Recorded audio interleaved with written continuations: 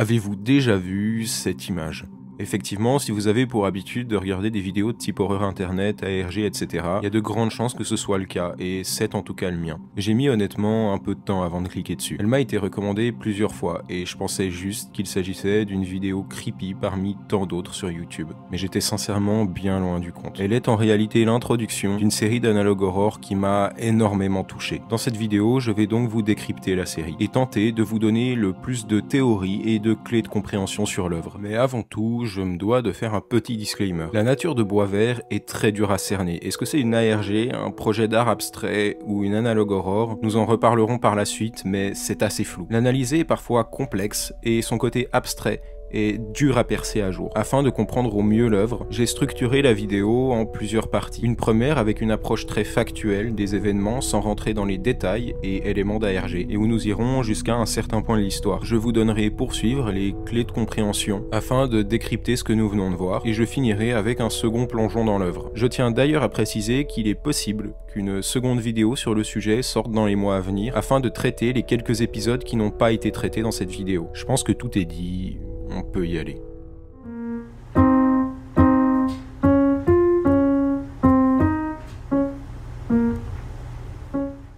La série commence avec cet épisode, du nom de Take Care. On y fait la rencontre de ce personnage qui affirme qu'il se doit, malgré des moments difficiles, de rester productif. Ce qu'il va faire. D'ailleurs, ceci dit, il est perturbé par un bruit venant d'en bas de ses escaliers. Un bruit qu'il ignorera le temps de sa productivité, disons, mais qu'il finira tout de même par aller voir pour se retrouver en face de cette chose que l'on va pour le moment appeler l'ombre noire.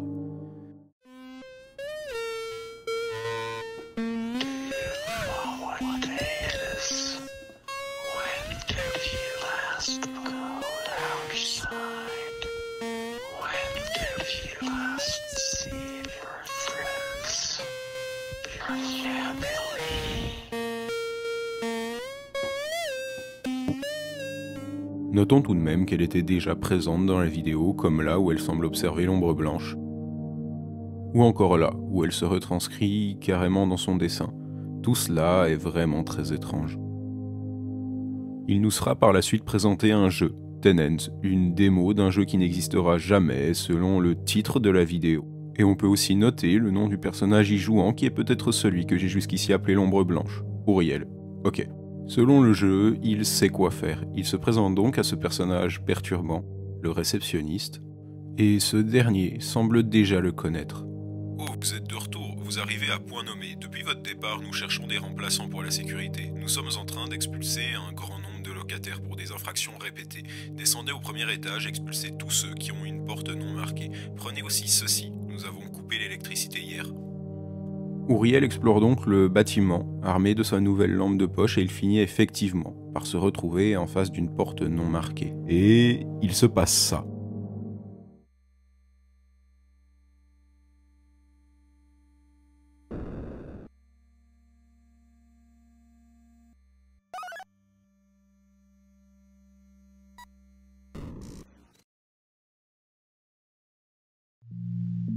La vidéo coupe ensuite pour nous amener à la suivante dans sa chronologie, qui n'est aujourd'hui plus disponible sur la chaîne de Boisvert. Il s'agissait d'une vidéo intitulée In the Halls, et on imagine assez facilement que c'est ce qu'il s'est passé lorsqu'Uriel est rentré à l'intérieur de l'appartement.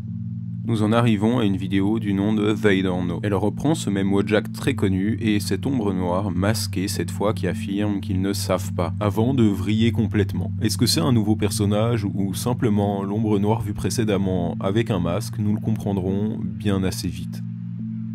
Et nous pouvons de suite retourner à l'ombre blanche, Uriel. Ça fait 1 an maintenant. On peut à nouveau le voir se réveiller, mais sa santé mentale semble avoir chuté depuis la dernière fois. Le cycle continue. Il observe ensuite les gens par la fenêtre et cela semble l'oppresser. Ils paraissent gigantesques. Pourquoi es-tu encore dans la cave? Fais quelque chose, n'importe quoi. Il se fracasse ensuite la tête et le sang en émanant vient alors le transformer en l'ombre noire. Ils sont depuis le début la même personne.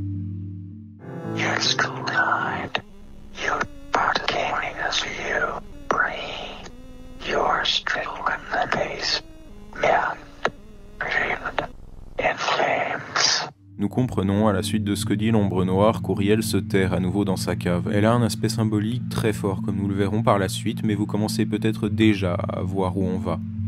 Mais pour l'instant, il se sent entouré de flammes, d'où le titre de cette vidéo, Burning.mp4. On en arrive à l'une de mes vidéos préférées de la série, et la première fois qu'on la voit, il y a de grandes chances qu'elle y ajoute un fort aspect cryptique. Je vous conseille d'ailleurs vraiment d'aller la voir car ma simple explication ne suffira clairement pas à retranscrire son côté exaltant de la meilleure des manières. On y fait la rencontre de ce nouveau personnage, proposant alors de quitter ou de continuer. C'est l'option continuer qui sera sélectionnée et ceci se passe.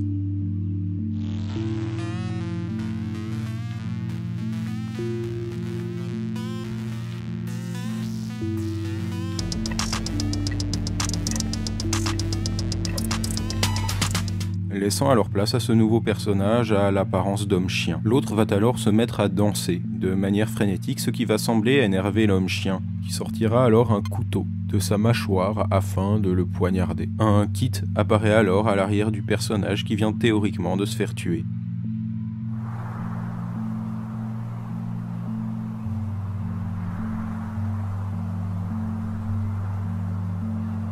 La vidéo suivante nous présente encore un nouveau personnage, un ange, selon le titre de la vidéo. Un ange qui, selon la description, lui aurait dit quelque chose qu'il ne voulait pas entendre. À qui? Eh bien à l'ombre au pic, rencontré dans la vidéo précédente. C'est à travers ces étranges dialogues que l'ange va lui prodiguer ces drôles de conseils.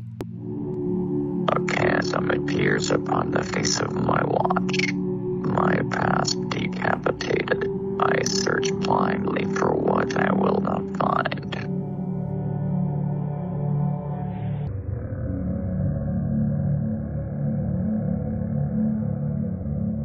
Blinded by your own hand, as surely as if you had held the burning garden.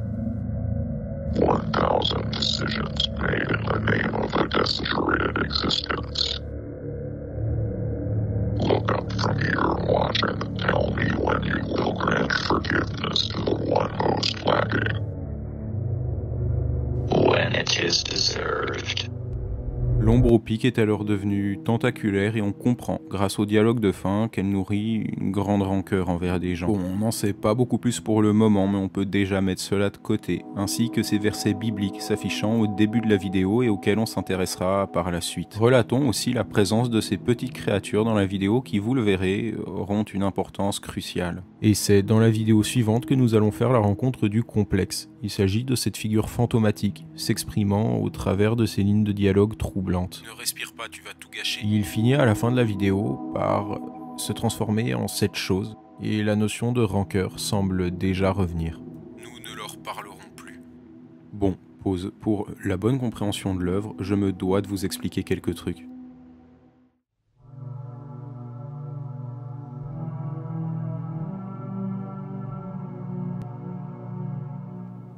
Là, je vais marquer une pause de l'histoire racontée. Tout simplement car à partir de maintenant, Boisvert va très vite prendre un aspect très symbolique, très abstrait, et sans avoir les clés en main pour comprendre l'œuvre, on peut très rapidement se limiter à la voir comme un projet d'art cryptique parmi tant d'autres. Je sais pas quand est-ce que ça a pu devenir évident pour vous, mais Boisvert traite de santé mentale, et même plus particulièrement de dépression. Cette idée vous est peut-être arrivée tôt, soit parce que vous êtes retrouvé dans certains passages de la série, soit parce que vous avez très vite saisi certaines symboliques, mais je pense que je me dois à partir de là de vous donner ces clés de compréhension.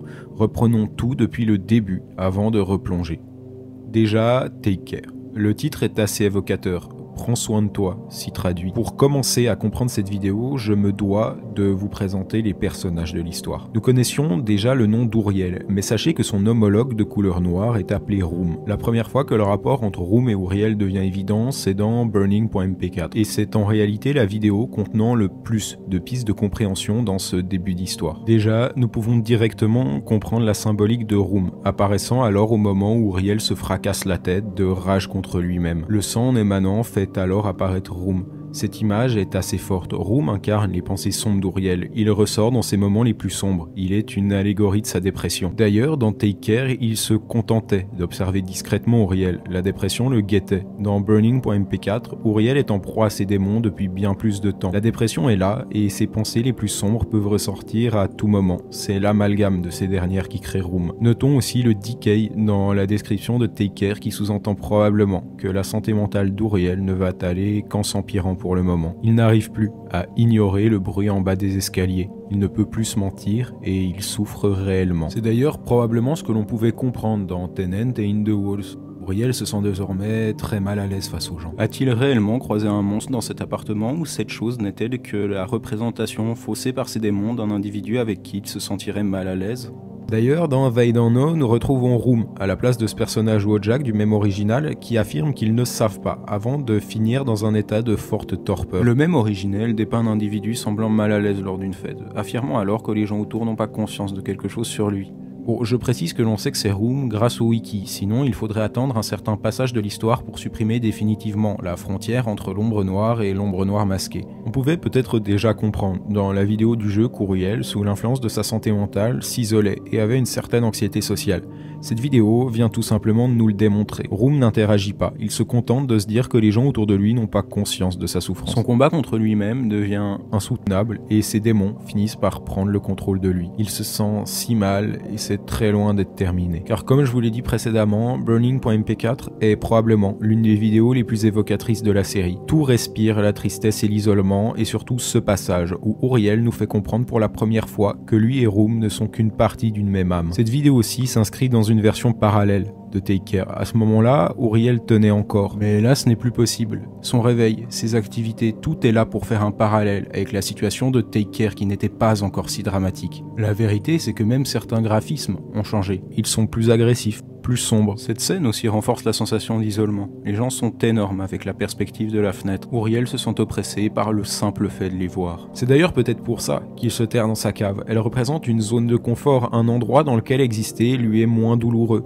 malgré que cela le fasse culpabiliser. Il culpabilise d'ailleurs tant qu'il se fracasse la tête et nous en sommes alors à la scène décrite il y a quelques minutes. Sa culpabilité et sa haine de lui-même font alors ressortir Room. Même le visage d'Uriel en réalité a changé. Il est particulièrement évocateur dans son émotion. Suivons, car je me dois de vous présenter deux personnages particulièrement importants pour la suite.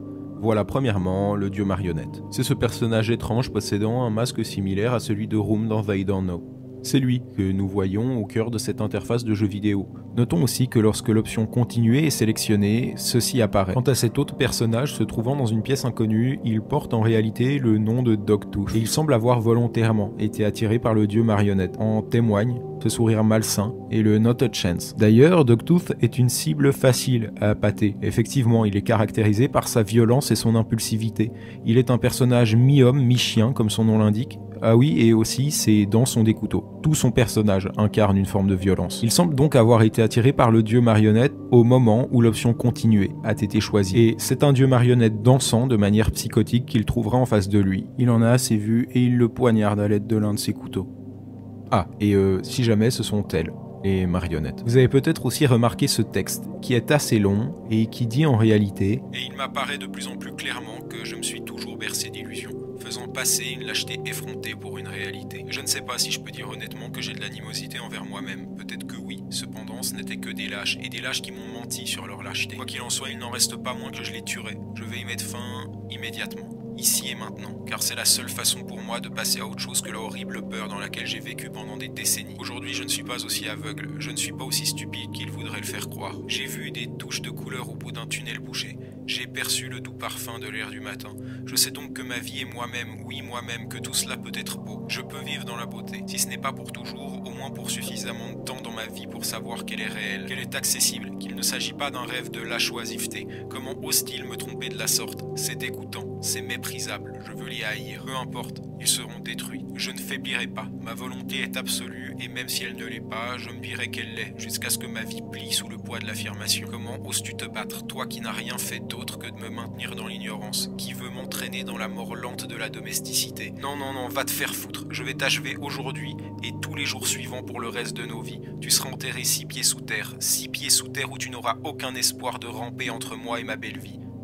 La fin est aussi étrange. Regardez ce qu'il se passe lorsque Dogtooth poignarde le dieu marionnette. Des oreilles de chien poussent sur son crâne. Quelle est la symbolique là derrière? Eh bien c'est probablement pour faire le lien entre ce dernier et le Puppet God. Eux aussi semblent être liés. Peut-être même qu'en vérité, chaque personnage est une facette de la même entité. Retenez aussi bien ce kit et ce continu. Là, on va commencer à rentrer dans le très abstrait, avec I Met a Beautiful Angel. Laissez-moi donc commencer par la lecture de ces quelques versets. Et sachez que leur symbolique s'accorde toujours avec ce que l'on peut voir à l'écran, même si ça peut être plus ou moins dur à remarquer. Quand j'étais enfant, je parlais comme un enfant, je pensais comme un enfant, je raisonnais comme un enfant. Quand je suis devenu homme, j'ai supprimé les enfantillages. Même les petits-enfants se reconnaissent à leurs actes. Leur conduite est-elle vraiment pure et droite? Car tous sont péchés et n'atteignent pas la gloire de Dieu. Le rapport que je pourrais voir entre ces versets et la vidéo, c'est par rapport à la notion de maturité. Effectivement, le dieu marionnette semble en manquer. Une maturité qui pourrait lui permettre alors d'accorder le pardon à certaines personnes. Il conserve donc sa rancœur et à l'inverse du premier verset, il n'est pas parvenu à supprimer les enfantillages. Et pour ceux qui auraient déjà remarqué la place importante de l'imagerie biblique dans Bois Vert, ne vous inquiétez pas, on s'y intéressera dans la dernière partie de la vidéo. Mais concrètement, ce que nous pouvons voir dans cette vidéo, c'est la discussion montrée précédemment, entre le dieu marionnette et un ange. Et il est fort probable que tout cela se passe dans un endroit auquel on accède après sa mort, le dieu marionnette ayant été poignardé dans la vidéo précédente. Elle semble porter, comme dit précédemment, sur la rancœur. Et la simple idée de pardonner semble douloureuse au dieu marionnette. Mais envers qui? Eh bien c'est lui, le complexe, qui nous en dira un peu plus. Nous pouvons le voir au cœur de ce dialogue étrange, lui aussi, a une forme de rancœur claire, et ils sont liés par ce sentiment.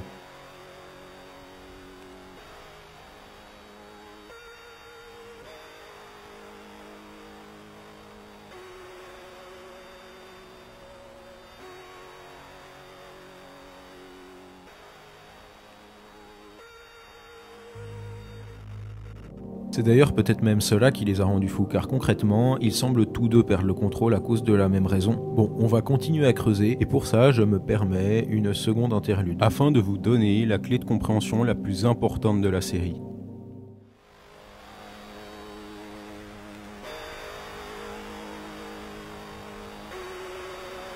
En psychologie, le terme complexe a une définition bien particulière. Je cite, un groupe ou un système d'idées ou d'impulsions liées qui ont une tonalité émotionnelle commune et exercent une influence forte mais généralement inconsciente sur les attitudes et le comportement de l'individu. Est-ce que vous vous rendez compte de ce que ça implique dans notre histoire? Le personnage du complexe est donc d'une nature bien plus étrange que tous les autres. Il est eux.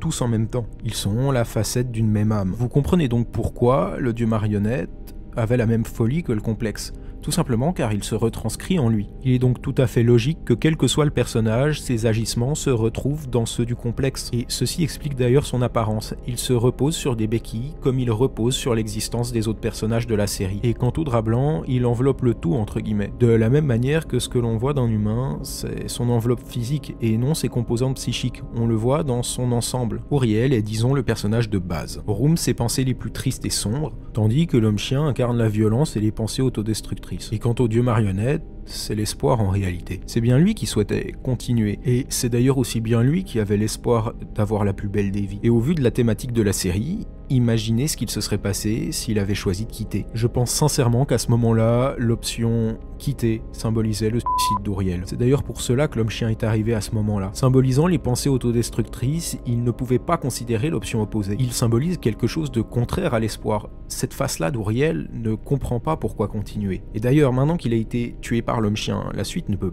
pas bien se passer, non? Eh ben, c'est un peu plus compliqué que ça. Les personnages étant des allégories, ils ne peuvent pas réellement mourir. Imaginez par exemple la disparition de Room. Cela voudrait simplement dire qu'en l'instant T, Uriel se sentirait mieux, mais Room réapparaîtrait alors à tout moment où Uriel se sentirait à nouveau mal. Mais ce n'est clairement pas le cas de tous les personnages. Les anges, eux, semblent être d'une nature tout autre. Ils semblent représenter une forme de pensée raisonnée, de conscience. Comme si Uriel savait au fond de lui que tous ses agissements guidés par les émotions n'étaient pas rationnels. Ils ne semblent pas régis par leurs émotions comme les autres. Il y a une forme d'omniscience en eux. Et comme nous le verrons par la suite, ils sont réellement dépeints comme des créatures divines. Et pour faire écho à ce qui a été dit précédemment, c'est d'ailleurs bien l'un d'eux qui dispersait ces versets bibliques. On se trouve donc dans une âme depuis le début. Une âme alors divisée en hiérarchies dont les personnages sont les composantes. Ils agissent tous ensemble et l'un contre l'autre en même temps. La créature du complexe est donc une manifestation manifestation de tous ces autres personnages. Par conséquent, les personnages ne se battent jamais contre de réels adversaires, mais contre une partie différente d'eux-mêmes. Lorsqu'on voit un combat dans Boisvert, c'est donc en fait un conflit cognitif. Les combats sont donc tout aussi allégoriques que les personnages. Par exemple, prenons la phase où l'homme-chien poignarde le dieu marionnette. Eh bien, cela symbolisait tout simplement une phase où les pensées morbides d'Auriel auraient largement pris le dessus sur son espoir. Maintenant que nous avons vu comment l'univers de Boisvert semble se construire, nous allons creuser dans les autres épisodes de la série. Et je pense que malgré l'aspect plus cryptique que va prendre la série, les clés de compréhension explicitées précédemment devraient grandement vous aider. Et je me dois aussi de faire un disclaimer. Car oui, la limite entre l'analogue Aurore et la RG sur Boisvert est très difficile à cerner. On est vraiment en face d'un projet d'art assez étrange par moment. Par exemple, le nom de certains des personnages ne sont pas officiels, ils ont été donnés par les fans. Et au-delà de ça, même les épisodes relativement compréhensibles semblent avoir un panel fou d'interprétations différentes dispersées sur internet. Je ne rendrai pas hommage à l'œuvre en traitant tous les épisodes de manière dogmatique. Il faut s'avouer qu'il y a des choses sur cette série que l'on ne sait pas et que l'on ne saura probablement jamais en réalité. Bref, sur ce, replongeons.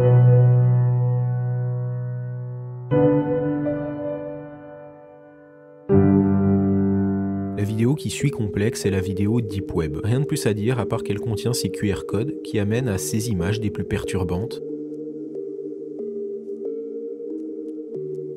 mais surtout à celle-ci contenant un code hexadécimal voulant dire « je vais venir pour toi ». C'est ce qu'il aurait voulu. Et au vu du couteau et de ce qu'il va suivre dans les événements, il est tout à fait probable qu'il s'agisse là de l'homme-chien s'adressant au complexe. Cette vidéo est délibérément cryptique et je ne souhaite pas particulièrement m'attarder dessus. La suivante, par contre, est extrêmement importante pour l'univers de Boisvert. Passons dès lors à Entirely Beloved, une vidéo dans laquelle nous pouvons déjà voir Room dans sa version masquée et il semble comme toujours tourmenté. Logique, vous me direz, vu qu'il est le tourment lui-même. Et nous allons surtout le voir explorer ce lieu des plus étranges. Et il dit aussi cela, prouvant alors le chemin mental du pardon sur lequel les personnages semblent avancer. I have seen it. I have heard of it. To draw near without reprisal. Bon, lorsqu'on comprend ce que Room a fondamentalement voulu dire par là, ce qu'il dit est particulièrement triste. Et au vu de la fin de cette vidéo, cette chose dont il a entendu parler serait la peur. You will see in my eyes.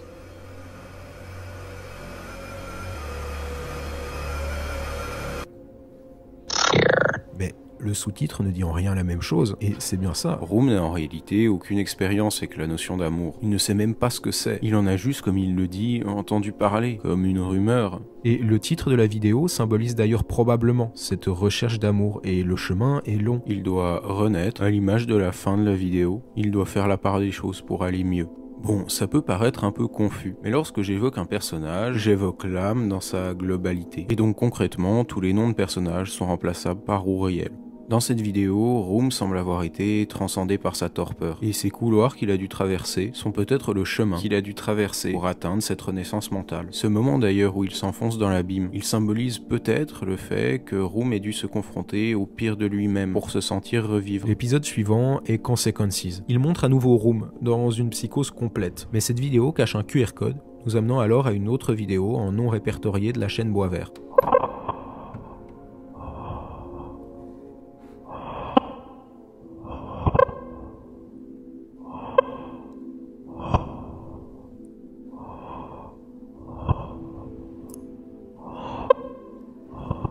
Le complexe y affirme que les gens ne feront simplement pas tous l'expérience de l'amour. L'impact de Room sur le complexe semble dès lors conséquent, certes, mais il y a une forme de résilience en Room. Il s'est accepté, c'est sa condition même, et cela explique peut-être le continue de la fin de la vidéo. La résilience de Room est venue rapporter un semblant de stabilité, et l'espoir renaît. Je me dois aussi de vous parler d'une image, car oui, l'univers de Boisvert s'étend aussi via l'onglet communauté. Voici donc l'image en question. Quelque chose manque. Oui, effectivement, l'amour, c'est ce qu'il manque à Room. Mais nous voyons surtout ce QR code et ce code hexadécimal amenant respectivement à cette photo et cette vidéo.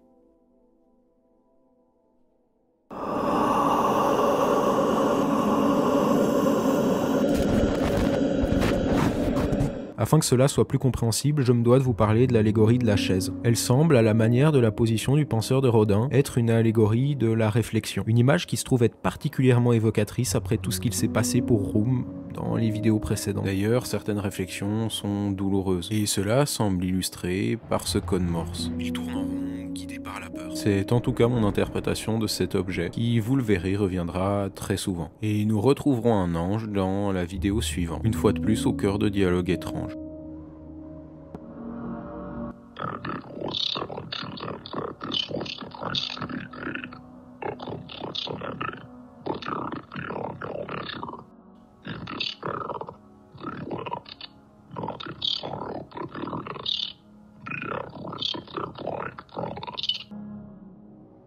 Quand est-ce qu'une maison devient-elle un complexe? Ce concept revient, et je pense qu'il est mentionné à ce moment-là pour ceux qui n'auraient pas compris ce qu'incarne le personnage du complexe. Une maison devient un complexe lorsqu'elle est interconnectée à d'autres bâtiments. De la même manière, c'est la présence de tous les personnages de Bois Vert qui créent le complexe. Et je ne peux pas non plus laisser de côté ce passage. On y voit la chaise, symbole peut-être que l'ange est en train de réfléchir, avant de voir cette marionnette sortant alors de la bouche de l'ange. Comme si, après réflexion, l'espoir n'était finalement pas si vain. Êtes-vous prêt à plonger dans l'abstrait avec la vidéo Zoning Ordinance, qui est d'ailleurs l'une des vidéos les plus longues de toute la série. Si nous revenons à ce que nous avons vu précédemment entre le Puppet God et l'homme-chien, vous n'êtes pas sans savoir que l'espoir a été inhibé. Et le complexe est évidemment dépité. Il n'est plus qu'un amalgame de rage et de pulsions négatives. Room se trouve au fond de ce trou, que nous pouvons voir au centre de la pièce. Et c'est peut-être cela que nous pouvions voir tout autour de lui dans Consequences. Et le complexe semble être devenu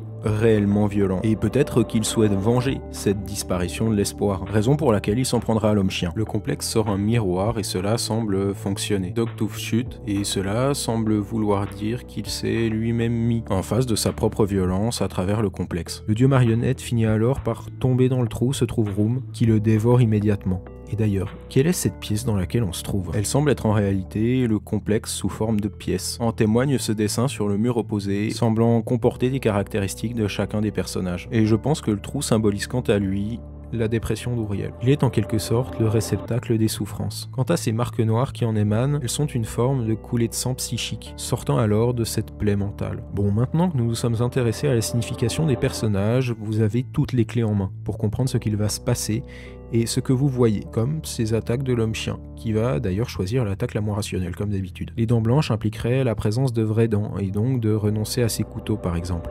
Bref, tout le développement de Dogtooth est là pour montrer son manque cruel de rationalité. Sa violence finit d'ailleurs par rentrer en interaction avec Room, à la suite de quoi il va se retrouver en face d'un ange, qui va d'ailleurs lui faire prendre conscience de certaines choses. Le complexe est une aberration, logique, vu qu'il est un étrange amalgame de pulsions et d'émotions parfois contraires. Il y a aussi cette phrase que j'aime tout particulièrement et qui a le mérite de ne rien minimiser, mais ceci tout en laissant entrevoir une lueur d'espoir. Et voici donc la signification des masques. Ils incarnent une forme de lucidité, venant alors directement de la conscience. C'est ce qu'il se passe après que les personnages aient conscientisé leurs agissements. Et vous avez probablement à nouveau remarqué la présence de l'imagerie biblique. Et mon interprétation à ce propos, c'est que la santé mentale est en quelque sorte sacrée. L'âme d'Uriel est un sanctuaire, auquel il aurait dû accorder bien plus d'importance, et ce, bien plus tôt. Room a mangé les caractéristiques du dieu marionnette. Il s'est pris un couteau de Dogtooth et a désormais la lucidité de la conscience. Il ne peut plus perdre.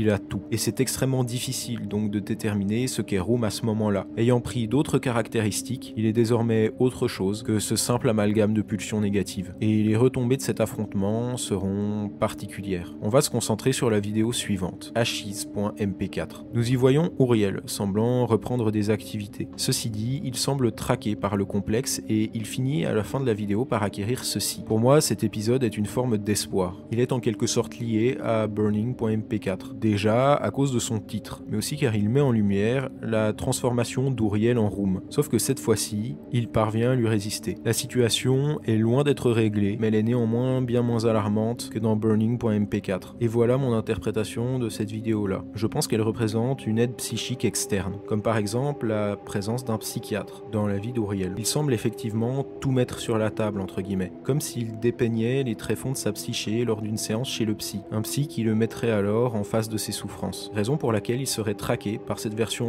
monstrueuse du complexe, qui fera d'ailleurs ressortir sa souffrance le temps d'un instant où il le regardera. Ça semble être un moment où toutes ses souffrances lui reviennent en pleine face. Ceci dit, c'est ce qu'il se doit de faire pour aller mieux. Et les objets qu'il a fini par acquérir symbolisent peut-être ce qui lui reste, ce qu'il a appris de ces événements. Et cette fois-ci, Room ne ressort pas. Qu'est-ce qui vient après les cendres? Eh bien en tout cas cette vidéo. Elle est l'une des vidéos privées accessibles par un QR code et je pense qu'elle dépeint ce qu'il se passe à l'intérieur d'Uriel à la vue de ses réminiscences de traumatisme. Et les mains signifient, je cite, « Si tu le veux, va le trouver », illustrant alors certainement ce qu'encaisse Uriel dans l'espoir d'aller mieux. Et le code Morse de la description veut quant à lui dire « Je suis désolé que cela continue à se produire de cette manière, mais c'est plus facile comme cela, et nous prions pour que ce soit éventuellement pour quelqu'un. » Bref, malgré la résilience certaine dont semblent faire preuve certains personnages depuis quelques épisodes, tout n'est clairement pas réglé. Parlons de Narrowing, une vidéo contenant une information cruciale. Déjà, nous voyons Room dans une tourmente certaine. Il est probablement redescendu de son exaltation, et le retour à la normale lui est des plus douloureux, comme peut le démontrer ce texte flashant au début de la vidéo. Mais surtout, il y a ça. Cette étrange chose, et comme on peut le voir à son collier et à ce symbole dans les lignes de dialogue, le complexe. Il n'est évidemment pas mort dans Zoning Ordinance, tout simplement car tant que ses composantes continuent d'exister, il ne peut pas cesser d'exister. Mais il arbore cette fois cette face recousue, probablement pour illustrer une certaine perte d'espoir, liée à l'affrontement entre l'homme-chien et le dieu marionnette. Ayant momentanément perdu une partie de lui-même, il a dû se recomposer. Et dans l'ensemble, malgré la quantité de sens caché phénoménale dans cette vidéo, elle n'est peut-être pas celle qui nous en apprend le plus sur la situation. Et pour suivre la chronologie, je ne peux ignorer cette image, apparaissant alors à nouveau dans l'onglet Communauté de la chaîne de Boisvert. On peut y voir ce nouveau personnage, un homme nu avec en guise de tête un origami. Et ne vous inquiétez pas, nous allons très vite le revoir. Il y a aussi cette salle d'affrontement que nous avons vue précédemment et nous voyons aussi cette image inquiétante, semblant pour le moment inconnue. Quant au QR code, voici ce qu'il renferme. Entice, annex, driven, matriarch, entice, nearest, water, annex, light.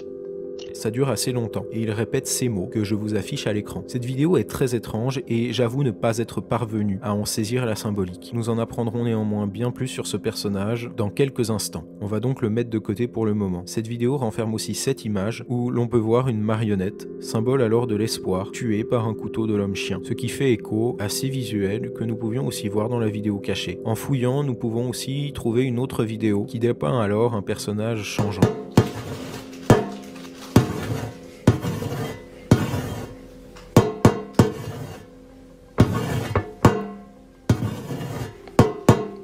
Et qui renvoie à son tour vers cette image. Cela semble être un masque de lucidité, comme nous pourrions l'appeler. Comprenons, grâce à ces deux images, que l'espoir semble diminuer. Et la lucidité dans ces moments de doute semble dure à conserver. Passons à A Love Letter. Et pour celle-là, je vais vous la montrer dans son intégralité. On se retrouve dans 2 minutes.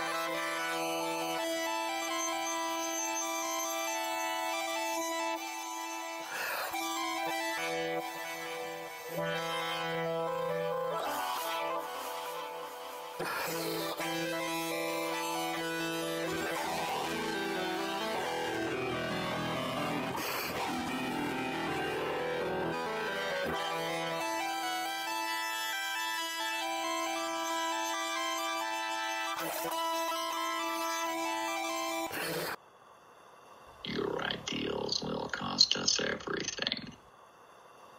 It will not matter when we speak. It will not matter when we sing. This is the only way in which it matters.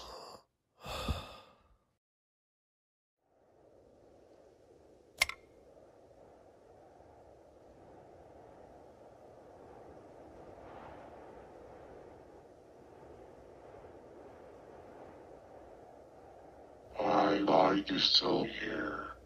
Why do you still call this place home? I am owed nothing. Where is your song? What of your wings? They are forfeit. And there is nothing had to say.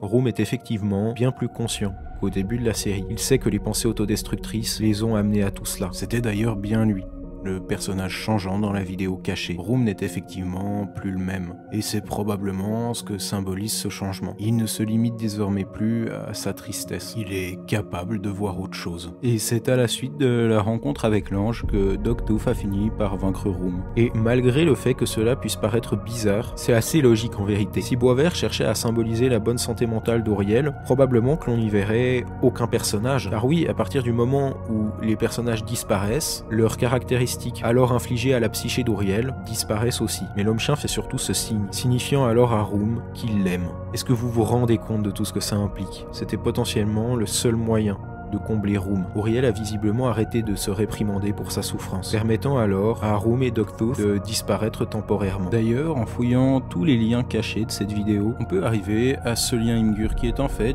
une lettre d'amour de Dogtooth envers Room. Ils auront fini par faire la paix. Room a été comblé par l'amour démontré et la violence a disparu suite à une forme d'apaisement du complexe. La santé mentale d'Auriel semble vraiment aller dans le bon sens. Bon, je vais encore évoquer 3 vidéos. Nous en sommes à www.blind.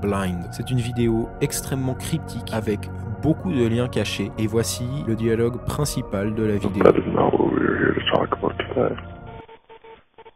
I've heard a heartbeat out of a crashed application, and it has gone on for many hours. We restarted every system. We rechecked every gateway, every access point. There was but one breach, and it was accounted for. And so, it must be said unto the listener, stop this immediately.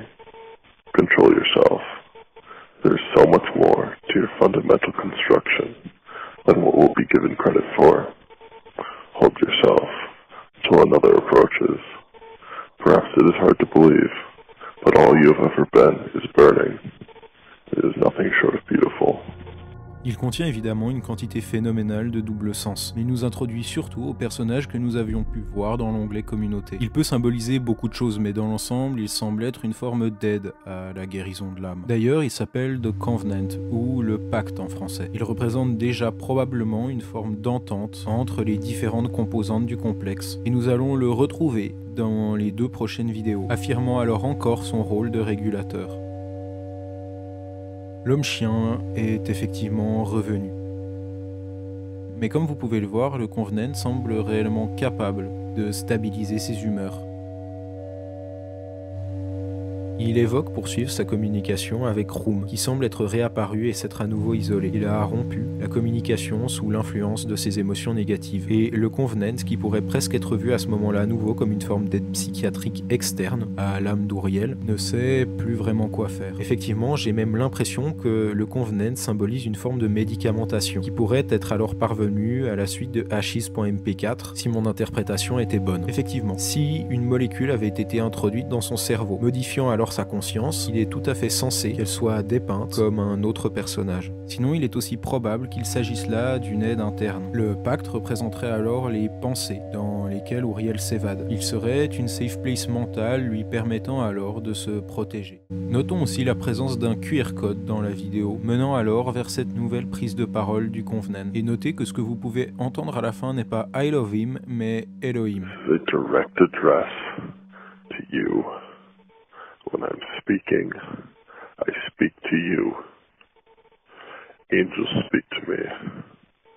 I see someone beautiful, and he knows my name. This is what you would have wanted. Do you hear me?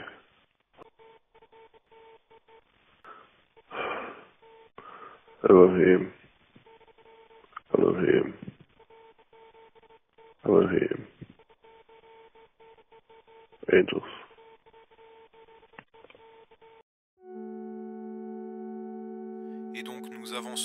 il y a quelque chose à faire. Ce personnage est vraiment particulier, il est même décrit sur le wiki comme une créature métaphysique. Et outre les théories, il semble de toute façon là pour aider Uriel. Nous arrivons donc à Angel Fall, qui met en scène un combat de l'homme-chien contre sa conscience, et il finit par sortir ceci, qui va tenter de tuer Dogtooth. L'arrivée du Covenant permet alors de le sauver, et il se retrouve alors dans cette salle, résonnant alors un Dogtooth haletant. Pour moi, cela symbolise le fait qu'Uriel s'en veuille énormément. Sa conscience semble alors vouloir réprimander ses envies autodestructrices, signalant alors une certaine culpabilité, qu'une potentielle aide psychiatrique symbolisée par le Covenant tenterait de stabiliser, raison pour laquelle il s'interposerait entre l'ange et Dogtooth. Quant au QR code, il amène vers cette étrange vidéo sur laquelle on terminera. Elle dure plus de 20 minutes et elle ne renferme qu'une seule chose. Ce lien Imgur, et c'est sur la lecture de ces quelques mots que je vais terminer cette vidéo. Mais avant cela, je souhaite tout de même mettre la lumière sur cet élément. L'image de la chaise est particulièrement revenue dans ces dernières vidéos. Et cette fois-ci,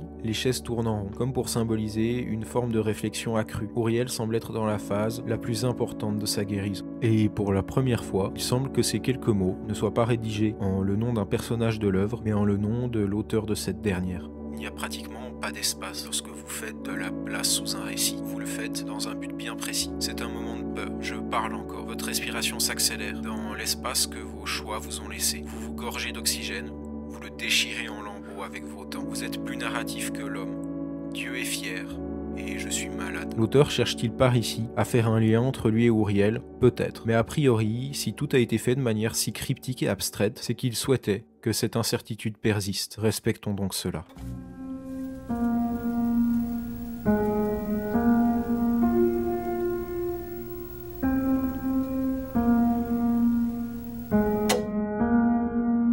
Bon, j'espère sincèrement que ça vous aura plu. Évidemment, si vous êtes resté jusque-là, je me dois sincèrement de vous remercier. La vidéo dure plus de 40 minutes, donc vous avez pris de votre temps. J'espère que j'ai pas été chiant à suivre par moment et que mes explications n'ont pas paru trop brouillonnes. Si c'est le cas, manifestez-le moi en commentaire et je tenterai de changer tout cela au mieux pour les prochaines vidéos. Voilà, je sais par exemple que les épisodes traités à la fin de la vidéo sont peut-être traités un peu plus en surface. Il n'y a pas moins de choses à dire, clairement pas. J'en ai juste trouvé moins, je vais être très honnête avec vous. Et je tiens aussi à dire que si seconde vidéo sur le sujet il y a, je retraiterai ces 3 derniers épisodes. Ce sera de toute façon pas la prochaine vidéo, il y a quelques autres sujets que j'ai envie de traiter dans les semaines à venir, mais ça arrivera certainement. Je tiens aussi évidemment à remercier l'auteur de la série pour l'œuvre qu'il nous a partagée. Sur ce, je vous remercie encore et j'espère qu'on se reverra au plus vite.